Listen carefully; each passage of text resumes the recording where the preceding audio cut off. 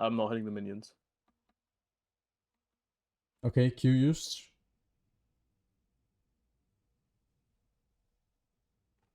Why is this working?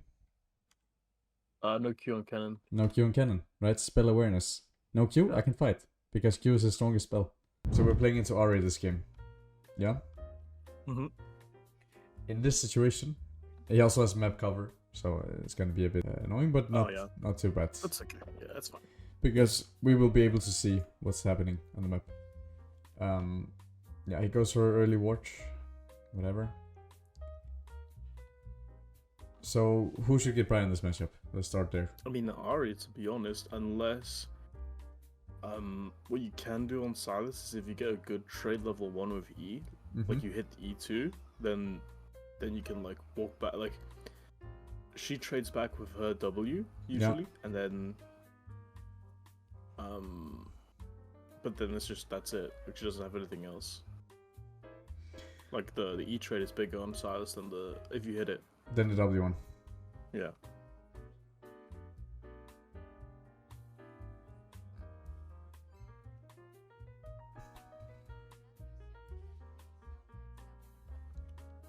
Look here. Minion low. He waits. Uses W. Now he knows he doesn't have a spell, right? So he goes. On this one. Look. Yeah, on the minion, yeah. Exactly. Incentive. No spell. We can trade. So you're telling me this Ari's challenger, by the way? She's I'm sorry. challenger in Korea. Yeah. So what's up? What do you want to do? You want to get That's challenger so or? illegal. That's so illegal.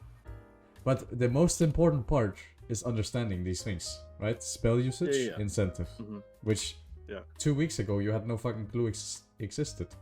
You just played off instinct, right? So now you're watching it and you're seeing it with different eyes. Yeah, true. Right, and then because of that, he spaces it and he managed to get the good trade with E, and then he can get push. What should we do after we have push? Like now we have secured push. We know we get 2 first.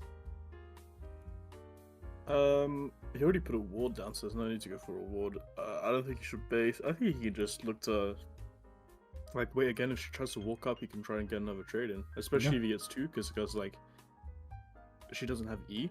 She doesn't have anything to stop him, right? Yeah, because you can still like EEW auto. And what does he do? He walks past the wave. Yeah. Right? He just denies the minions, yeah. And this so often, like, maybe not yourself as much, because normally we're not playing champs that get prio. but you can get it, right? Like, still, it's just so often you see a situation like this, you're level 2 and you're standing here. No, stand up. Command respect in the lane.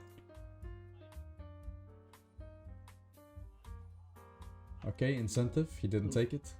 Now he has E, so he plays behind the wave because he might have charm, right? Okay, now he knows, no charm.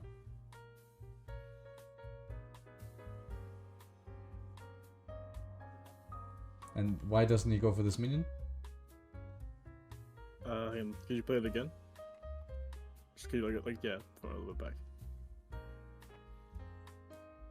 He doesn't want his wave to crash. And also, he doesn't want to proc the electrocute. Yes, exactly. It's the electrocute. It's not the wave. Because the wave doesn't change anything. If he takes it now, it's the electrocute. So giving and taking, depending on the trait, right? And this trait will be too much. So we just can't take it. Also,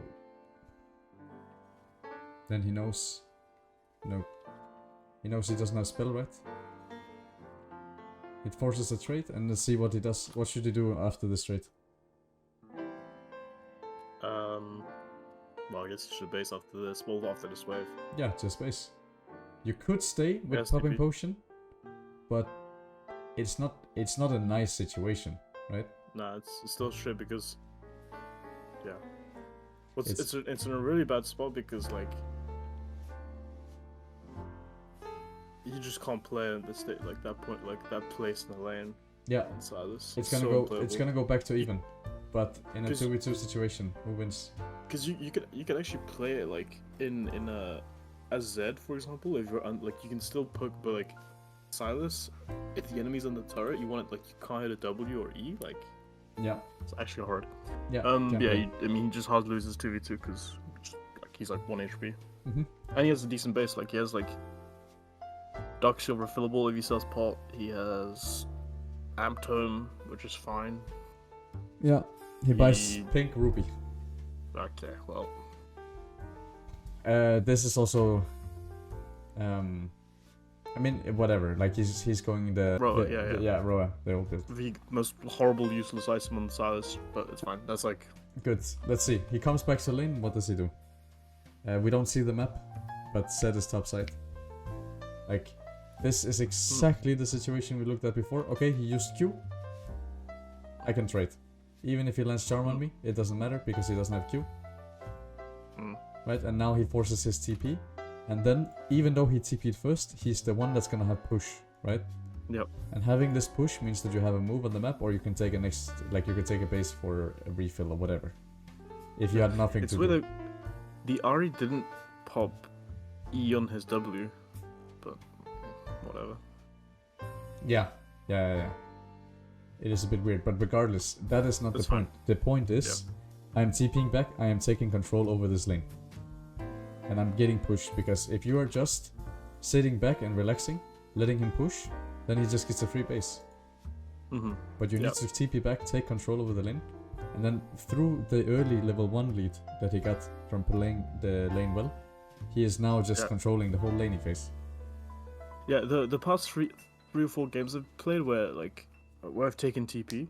So like I was playing Yone, SYLAS, especially like when I play TP, I've been really trying to do that, like the whole going back to base, TPing back, and then like holding the guys as long as I could in the lane to keep that advantage. And look at this. This is something that I don't do at all. Yeah, you are doing very poorly, which is, look, he's looking 1 time. He's looking 2 times. And now he decides, based off the fact that Ari is TPing and they're fighting, and he's looking for the 3rd time, that I want to move for this. If there is no move, he would just slow push. Makes sense? If there was nothing happening here, he would just slow push 2 waves and probably take a base. Or take a move if there was a good move timer. Okay, so this is so important. I can't stress it enough, and it comes just from looking. You could look at the HP bar and then you could be like, okay, I'm looking now. Okay, it keeps going down, I keep looking. And then you make a qualified decision based off having the right info. TP, fighting. If I shove this wave, I can move. Yeah, it's a free, like, even if he doesn't even make it, it's still, he doesn't lose anything from moving here. Exactly. He doesn't other than like his wave state. And here he could like flash and E and whatever, but then he decides to flash over because he really wants to make the play happen, right? And he doesn't see him. I doesn't see him, so that's a bit of creativity, but it comes from laning phase. Everything, like, thought about the decision, has gathering all the info, making the decision. Okay, then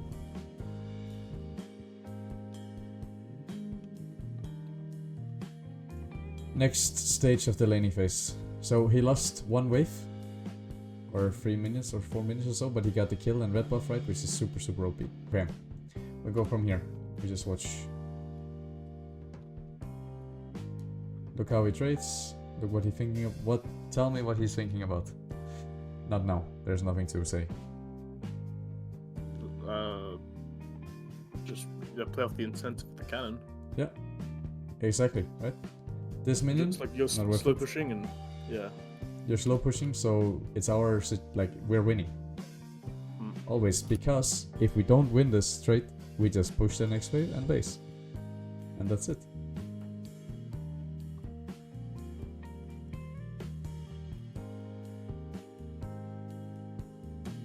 Okay, what does he do? Incentive again, right? You see? Boom, minion low. He's stepping up a bit too far, forcing fight. So always thinking about the incentive, always thinking about the trade pattern. Brom's a Giga Chad. Brom is a little bit of a goat. He could probably have died here, right? But the idea behind it is what matters to me. And then he doesn't give a fuck about that last minion. We base. Okay, 7 minutes. Or 7 minutes. Look here. Look. So important. Look. He's playing here. He's watching. He's watching. He's not going too far away. Look at the wave. He's pinging his wave. This is what we talked about. If you just give him this wave for free, he can just move, right? And you have to catch. But he's ready on the wave to at least trade wave for wave, and then he forces the fight as well. Right? On the wave. And this is literally something we talked about the first 2 or 3 sessions on set. That you cannot just like leave your wave if you're ahead. You need to force fights and then move. Yeah. You win your lane, you win the game. And then keep looking. Look. He's F-King, looping. This is something we're not doing. You need to make a qualified decision. I don't have F keys, to be fair. That's my excuse. And you don't have to F key. Click the map. I could be clicking on my minimap. Or click the champion. You can click the champion too. Oh, really? Yeah. I didn't know that. Okay, good to know. Okay, look. Yeah. He's looking. He's looking. He knows Ari has first move. Pinging. Careful, on my way. Careful, on my way. And then through like the HP bars, he's making the decision to go and fight, right? Even though he's late.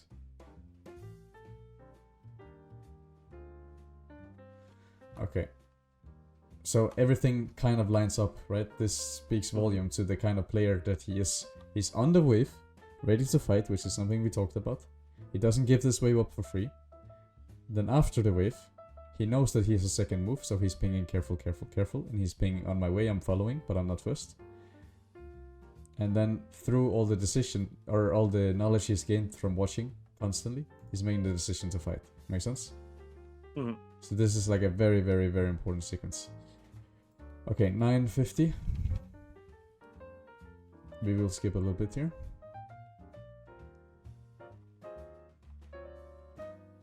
Okay.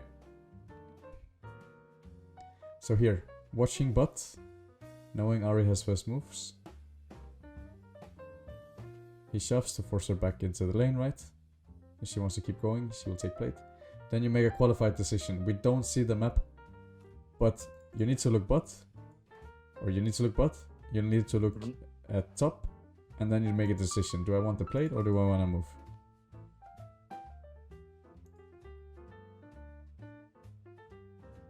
He takes the plate. What do you think he should do now? We don't know. He has item on base. Yeah, we don't know the map yet. We also don't know like what objective is next. He doesn't press tab. Okay. I guess like he has a he does like a move like soft move. Ward timer. Yeah. Yeah, he doesn't have a ward. So for me this is a bit of a mistake. Like I don't see the reason why you would walk here unless you're committing to the move and giving your wave. But why would you do that? Because you're already late. Very, very late, right? So if you wanted to move here, you skip the plate. Yeah. Right, you skip the plate and move, and then you can base TP. So this is, for me, a mistake. I don't care if your name is ZEKA or Vega, you still make mistakes. Right? Yeah. Okay, and then he's late to the wave, so he's giving the wave for free. Which I don't like when you're ahead like this. But it's fine, you can receive, and then he has one item. So, what does he do? Don't fuck around. Grab the next wave, base, get item. Okay, now we look just 5 minutes straight at 2 speed. For these 5 minutes, has item, pushes, bases, first item. Well, look how he plays.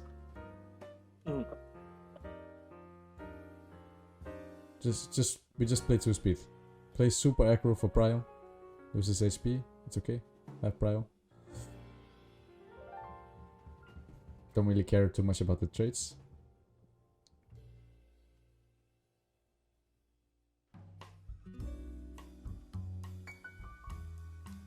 Has one item. Like he's just playing in his face, right? He's just playing in his face. Just keep looking. Closes the base. Matches the base, goes back to insta prio. Just like don't give a fuck about holding waves, nothing like that. Literally nothing like that. Push and fight. Push and fight. Has one item, push and fight. Because he has the first item also before Ari, right? Like, no item. Yeah. So he wants to play super aggro, and he's just pushing to fight. That's it. Okay, there's a fight, I'm going. I have one item. Okay, I'm even diving. I have one item, I want to fight. If you lose the fight, that's okay. You had one item, you should win. Look, 0 respect. Nor should he have one, like, respect. He has one item. This is just how I want you to think about it. Yeah. Like the whole 5 minutes there, where he has item advantage, because of early good play, he's aggressive as hell. Okay, 550, look here. Come back to lane, after this kill. So this is the mid-game guidebook. What are we playing for? We're playing... I don't know what we're exactly playing for. Yeah, I was gonna say. But that's not important. What is important is, we're playing through mid. I have push. Look who's bot. 1 second. Jace is bot. Maybe it's not this wave. Oh yeah, Jace is TPing bot. So when Jace is TPing bots, we cannot advance anymore on bot. Right, so if we can't advance into bot, we get push and we move. This way we're creating pressure. Right, he just use everything for push. Maybe depending on matchup you can do that. But look. Fight breaks out, he doesn't have anything to base for, so he says, okay, I'm not gonna be on next bot wave, but I can be on mid wave. My Braum just died, so I'm creating even numbers. You could say, is this good? Bad? Doesn't really matter. What matters is the mid game guidebook, right? Which is... I mean, I think the decision makes sense, yeah, I mean, this... Exactly, like, we don't have anything to base for. Jace just TP'd, like... Jace TP'd, so we can't advance into bot, so why not just move? If we could advance into bot, and we had nothing to play for on mid, the better decision is to take the bot tower, right? Yeah. So, yeah, this is super, super essential to think about and understand. Okay. If anything, he played the fight role, like, mechanically, but, like, the idea was good. Yeah. Now, this one.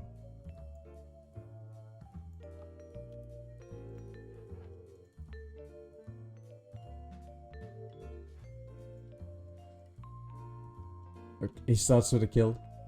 It's whatever. Okay, so here we have to look at incentives, trade patterns and spell awareness. And we have to look at wave control. Okay? It's gonna be like for until first like 5:30. That's it.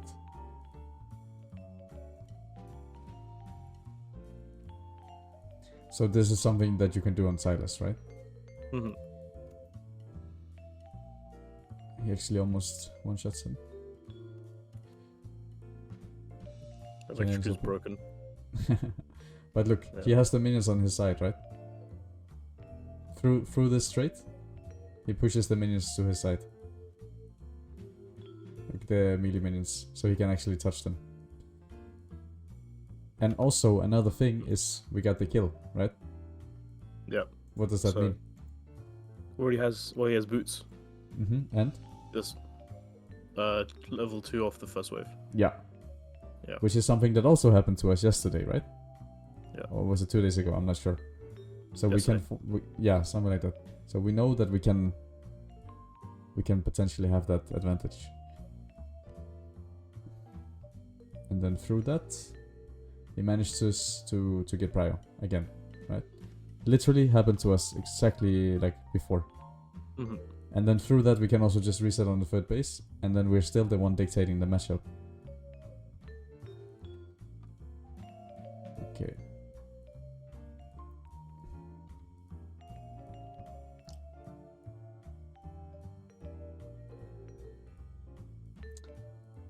Why is this happening? Because Ken is just not respecting, and he's playing off the incentive, but like Ken is just not respecting it. Actually insane. Nah, like Challenger or what? What are you gonna say? No, it's fine. We'll have our bad days. He doesn't respect it. Does he never played against, like, if he's never played against SYLAS, then yeah, fair enough. Now yeah? that's a good click on like heat one of on his sub common button. in the game. Thank you for the thank you for the prime space. Appreciate it. But yeah. Yes. Okay. Space. You think Kennen's boosted? Because that's what I'm thinking right now. All right. Well, we got a kill. So, what happens often? Not every game, but a lot of the time, you get a kill or you get a head and lane phase, and then especially in coaching sessions, out sessions, not so common. Yep. We are not able to carry. So we need to see how he's able to carry. What happens with this wave? Can you repeat that? What happens with this wave? He freezes. Hang on, I didn't see. He tried to freeze it, Kennen? Am I crazy? No, he's not. There's only 2 minions, so it's not gonna freeze. Oh, okay. Oh, he's in a 1 minion hold. Okay. This guy might be challenger after all. He might be challenger after all. Okay. Okay. What do you think? What do you think we should do from this position? Obviously, we don't know jungle and whatnot. We're gonna isolate the matchup a little bit. I would like, me personally, I want the wave on my side. But then put on the long lane. So I try and bait like Kennen to throw his shit towards me in the wave. I'm not hitting the minions. Okay, Q used.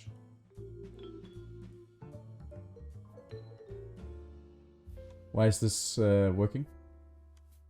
No Q on Kennen. No Q on Kennen, right? Spell awareness. No Q, I can fight. Because Q is the strongest spell. So we still are not ruining the wave. The wave is still in our favor. Because it's still gonna slow push to us. You're just gonna play it with half HP. Right? Q again.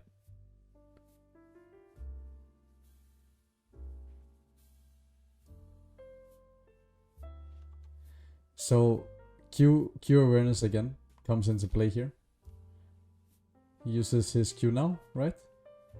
If this is like pretty smooth, this is like he uses his Q in that spot, so and he's definitely not thinking about this. This can be instinct, this can be stuff like that, but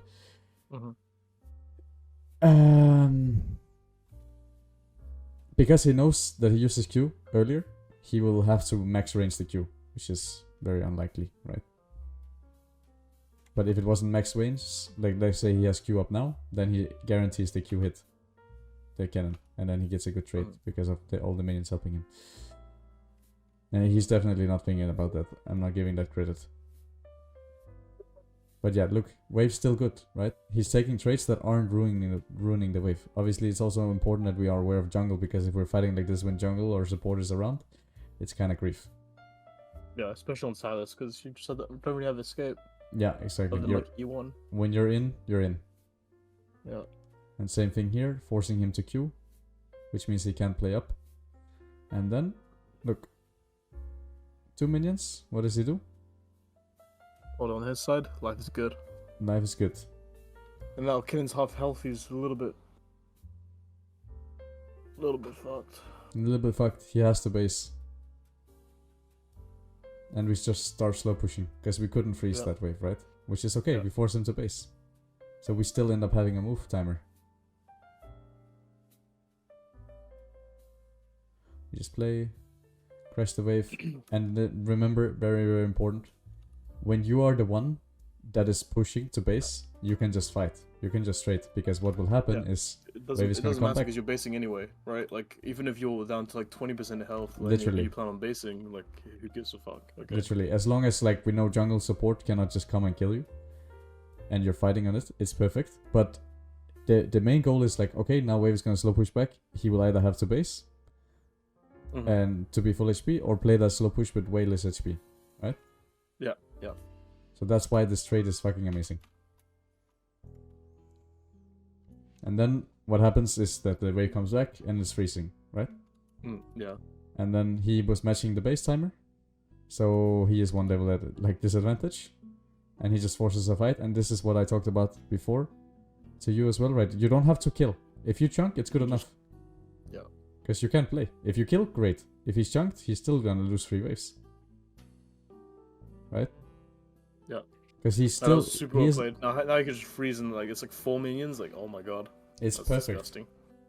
Yeah, right? And it's also a trade like completely outside of the wave.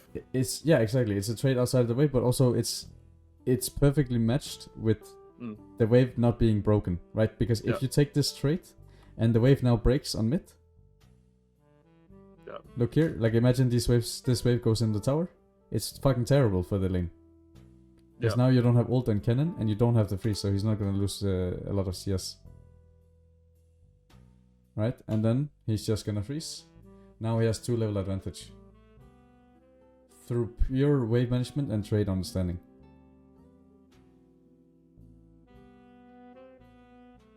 Just keep playing, keep playing. Kennen might be moving, he's pinging it, right? He's looking, look how much he's watching the map.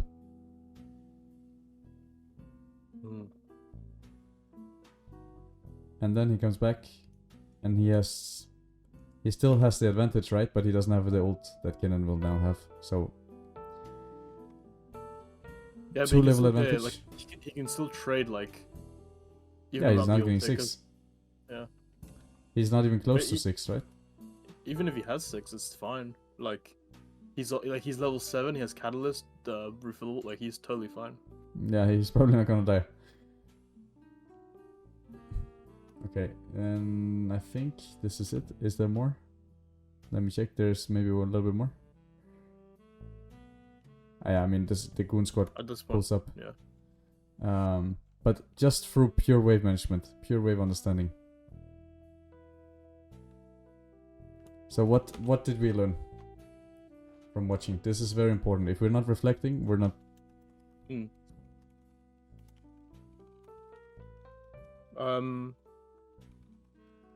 And trading on intention, trading on spell usage. What I mean by spell usage, is like, oh yeah, Kennen doesn't have Q, like run him down. You can also queue up now. While we're finishing up. So trading on intention, what else? Trading on spells. Trading on incentives. Incentives, yeah. I guess you could argue that like Kennen not having Q is an incentive, right? That is an incentive, yeah. That's trading on spells, right? Okay, yeah. Trading on bad spell usage. People throwing their spells for fun equals winning trade. Okay, what else did we learn? Went ahead, even on a champ that wants like wave on his side, like on SYLAS, you can still look to like just shove and move once you're like a giga ahead.